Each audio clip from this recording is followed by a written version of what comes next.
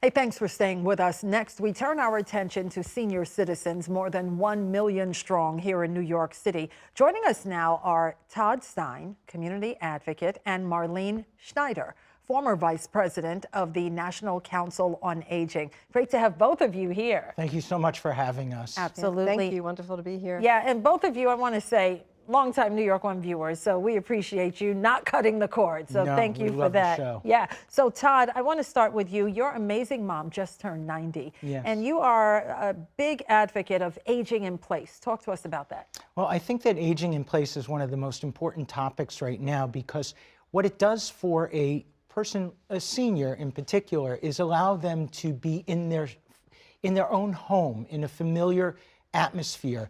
And there's so many studies right now that helps them with so many ways to continue their lives in a way with dignity. Right, and that dignity is a key part. Marlene, you have worked with seniors for a very long time, and now we are in a digital society, and so many of them feel left behind, and isolation is a major issue. What concerns you in that realm? Sure. Isolation in key is really concerning now. Prior to COVID, about 27% of seniors felt isolated. COVID started, it went up to over 50%, and now it's about 27% that still feel social isolation. And it's a real problem. It ends up with illnesses and... Right, and not enough is being done about it, so many advocates say. And Todd, that leads us to your advocacy for the Fair Pay for Home Care Act. Well, it's so important. My mother relies on a home care attendant. She is a 2-time cancer survivor.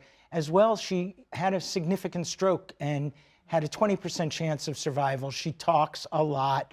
She had her hair done this morning. But if it wasn't for a home care attendant, a caregiver, she wouldn't be able to stay at home. And I can't do all that work myself. However, if we don't take advantage of growing that work field, we're going to have a lot of problems as the baby boomers continue to become 65. I am 1965, so I am on the cusp. Absolutely. I'm on the cusp. We are on the cusp. We know what that's about. Marlene, you know, an issue that really falls under the radar is elder abuse. It doesn't get talked about a lot in the media. And what signs should caregivers look out for? If someone is malnourished, if someone wants to isolate, wants to be alone, not to communicate with people, if someone is depressed. Any signs that you see of a bruising or anything that, you know, it's physical, it's mental, it's so many different areas of abuse. Yeah, and what's the best way to prevent it?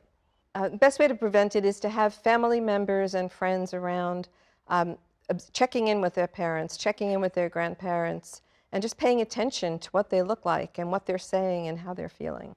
And that leads us to education, Todd. There are so many people who don't know what to do. Mom always took care of us, Dad took care of us, and then we have to take care of them, and that's a full-time job. So talk to us about the many resources available. Well, it was really on-the-job training for me. Yeah, for most people, right? Yes, and I had to learn, and I educated myself.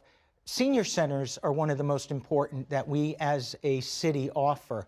They have a wonderful program for computers, which I think you were talking the other day about how your mother still has a flip phone. Yeah. And that idea of not knowing how to gain information, so going to a senior center, there's classes on computers, there's balanced meals, and there's socialization, which again, the isolation, that is just one of the most very scary aspects, which go back to the elder abuse issues. Absolutely. Okay, well, Todd Stein and Marlene